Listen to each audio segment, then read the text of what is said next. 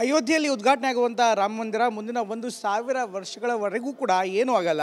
ಹಾಗಾದರೆ ಅದರ ನಿರ್ಮಾಣವನ್ನು ಯಾವ ರೀತಿ ಮಾಡಲಾಗಿದೆ, ಜೊತೆಗೆ ತಳಪಾಯವನ್ನು ಅಂತ ವಿಶೇಷ ರೀತಿಯಲ್ಲಿ ಮಾಡಲಾಗಿದೆ.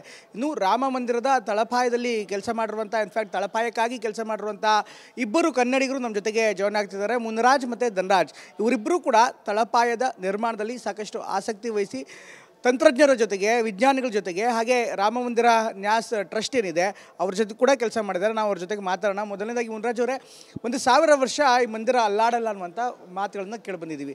ನೀವು ಆ ತಳಪಾಯವನ್ನು ಕಟ್ಟಿದಿರೋರು, ತಳಪಾಯದ ಬಗ್ಗೆ ಅಲ್ಲಿ ಅಧ್ಯಯನ ಮಾಡಿ ಅದಕ್ಕೆ ಬೇಕಾದಂಥ ಕಲ್ಲನ್ನು ಕೂಡ ನೀಡಿರೋರು, ಜೊತೆಗೆ ನಿಮ್ಮ ಸಿಬ್ಬಂದಿಗಳು ನೀವುಗಳು ಕೂಡ ಕೆಲಸ ಮಾಡಿದ್ದೀರಿ. ಹೇಗೆ ಅದನ್ನು ರೆಡಿ ಮಾಡಿದ್ದೀರಿ, ಏನು ವಿಶೇಷತೆ ಇದೆ?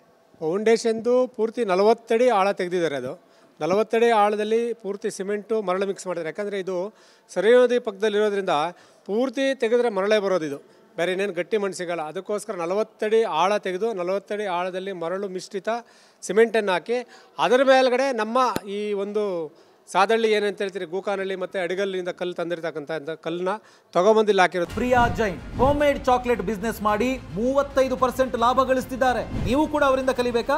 ಅವ್ರ ಜೊತೆ ವಿಡಿಯೋ ಕಾಲ್ನಲ್ಲಿ ಮಾತಾಡಬೇಕಾ? ಈಗಲೇ ಫ್ರೀಡಮ್ ಆ್ಯಪ್ ಡೌನ್ಲೋಡ್ ಮಾಡಿ. ಯಾಕೆ ಆ ಥರ ಆಳ ತೆಗೆದಿದ್ದಾರೆ ಅಂದರೆ, ಮುಂದಿನ ದಿನಗಳಲ್ಲಿ ನದಿ ಪಕ್ಕದಲ್ಲಿರೋದ್ರೆ ನದಿ ಸ್ವಲ್ಪ ಶಿಫ್ಟ್ ಆಗೋದು ನಿಮ್ಗೆ ತಮಗೆಲ್ಲರೂ ಗೊತ್ತಿರ್ತಕ್ಕಂಥ ಸೈಂಟಿಫಿಕ್ ಆಗಿ. ಅದಕ್ಕೋಸ್ಕರ 40 ಅಡಿ ಆಳ ತೆಗೆದು ಭೂಕಂಪ ಬಂದು ನಾಳೆ ಏನೂ ಆದರೂ ಈ ರಾಮ ಮಂದಿರ ಏನೂ ಆಗಬಾರ್ದು ಅನ್ನೋ ರೀತಿಯಲ್ಲಿ ಆ ಒಂದು ದೃಷ್ಟಿಕೋನ ಇಟ್ಕೊಂಡು ಇದನ್ನು 40 ಅಡಿ ಆಳದಿಂದ ತೆಗೆದಿರ್ತಕ್ಕಂಥ ಜಾಗ ಅದು. ಅಂದರೆ ನದಿ ಮಂದಿರದ ಪಕ್ಕ ಬಂದರೂ ಕೂಡ ಏನೂ ತೊಂದರೆ ಆಗದಿರುವಂಥ ರೀತಿಯಲ್ಲಿ ನಿರ್ಮಾಣ ಮಾಡಲ್ಲ. ಮುಂದಿನ ಯಾವತ್ತೋ 100 ವರ್ಷನೋ 500 ವರ್ಷನೋ 300 ವರ್ಷನೋ ಬಿಟ್ಟು ನದಿಯನ್ನಾದರೂ ಅದರ ಪಥವನ್ನು ಬದಲಿಸಿ ಮಂದಿರದ ಸುತ್ತಮುತ್ತ ಬಂದರೂ ಕೂಡ ಆಗಲೂ ಏನೂ ಆಗಲ್ಲ. 1000 ವರ್ಷ ಆದರೂ ಏನಾಗಲ್ಲ. ಯಾಕಂದರೆ ಅಷ್ಟು ತಂತ್ರಜ್ಞಾನದ ಇಟ್ಕೊಂಡು ಈ ಒಂದು ಮಂದಿರ ನಿರ್ಮಾಣ ಮಾಡಿರ್ತಕ್ಕಂಥದ್ದು ಕೆಲಸ ಇದು. ಸುಮಾರು ಇಡೀ ಪ್ರಪಂಚದಲ್ಲಿ, ನನಗೆ ಗೊತ್ತಿರೋ ಪ್ರಕಾರ ಪ್ರಪಂಚದಲ್ಲಿ ಇಷ್ಟು ಇಂಜಿನಿಯರ್ಗಳು ಇಟ್ಕೊಂಡು ದೇವಸ್ಥಾನ ಮಾಡಿರ್ತಕ್ಕಂಥ ಏಕೈಕ ಮಂದಿರ ಅಂದರೆ ರಾಮ ಮಂದಿರ. ಧನ್ರಾಜ್ ಅವರೇ, ನೀವು ಅದರ ಕಲ್ಲುಗಳ ಬಗ್ಗೆ ನೀವು ಅಧ್ಯಯನ ಮಾಡಿ ಕಲ್ಲುಗಳನ್ನು ಸಪ್ಲೈ ಮಾಡುವಂಥ ಜೊತೆಗೆ ಅದರ ನಿರ್ಮಾಣ ಅಂತಲೂ ಕೂಡ ನೀವು ತೊಡಗಿಸ್ಕೊಂಡಿದ್ರಿ. ಎಂಥ ವಿಶೇಷವಾದಂಥ ಸ್ಟೋನ್ಸ್ಗಳು ಬೇಕಾಗಿತ್ತು, ಅದು ಹೇಗಿತ್ತು, ಅದು ಸೈಂಟಿಫಿಕ್ ಆಗಿ ಹೇಳ್ಬೋದಾ? ಮೊದಲಿಗೆ ಜೈ ಶ್ರೀರಾಮ್. ಏನಂದರೆ ಉತ್ತರ ಭಾರತದಲ್ಲಿ ಯಾವುದೇ ಗಟ್ಟಿಯಾದ ಕಲ್ಲುಗಳು ಸಿಗೋದಿಲ್ಲ, ಲಭ್ಯ ಇರೋದಿಲ್ಲ. ಹಾಗಾಗಿ ನಾವು ನಮ್ಮ ದಕ್ಷಿಣ ಭಾರತ, ಎಸ್ಪೆಷಲಿ ನಮ್ಮ ಕರ್ನಾಟಕದಲ್ಲಿ, ವಿಶೇಷವಾಗಿ ನಮ್ಮ ಸೌತ್ ಕರ್ನಾಟಕದ ಕಡೆ ಒಳ್ಳೆ ಗಟ್ಟಿಯಾದ ಕಲ್ಲು ಸಿಗುತ್ತೆ. ಈಗ ಬಾಹುಬಲಿ ನೋಡಿದ್ರೆ 1000 ವರ್ಷದಿಂದ ಹಾಗೆ ನಿಂತಿದ್ದಾರೆ, ಏನೂ ಆಗಲಿಲ್ಲ, ವೆದರಿಂಗ್ ಆಗಲ್ಲ ಸ್ಟೋನ್ಸು.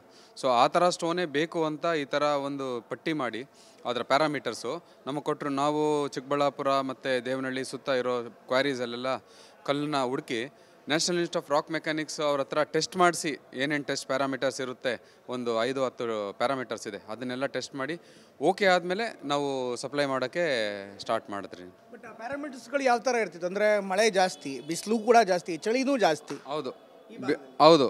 ಏನಂದರೆ ಒಂದು ಈಟ್, ಒಂದು ಆ್ಯಸಿಡ್ ಟೆಸ್ಟ್, ಮತ್ತು ಒಂದು water test, water flowing test ಅಂತ ಇರುತ್ತೆ, ಮತ್ತು ಸ್ಟ್ರೆಂತ್ ಚೆಕ್ ಎಲ್ಲನೂ ಮಾಡಿ ಆಮೇಲೆ ಅದನ್ನು ಸಪ್ಲೈ ಮಾಡೋಕ್ಕೆ ಸ್ಟಾರ್ಟ್ ಮಾಡಿದ್ದು. ಐರನ್ ಕಂಟೆಂಟ್ ಕಡಿಮೆ ಇರಬೇಕು. ಯಾಕಂದರೆ ಐರನ್ ಕಂಟೆಂಟ್ ಜಾಸ್ತಿ ಇದ್ದರೆ ಕಲ್ಲು ರೆಡ್ಡಿಶ್ ಆಗಿಬಿಡುತ್ತೆ ಸ್ಟೋನು. ಹಾಗಾಗಿ ಆ ಥರ ಇಲ್ಲದೇ ಇರೋರ ಕಲ್ಲನ್ನ, ಐರನ್ ಕಂಟೆಂಟ್ ಕಡಿಮೆ ಇರೋಂಥ ಕಲ್ಲನ್ನ ಹುಡುಕಿ ಸಪ್ಲೈ ಮಾಡಿದ್ದೀರಿ.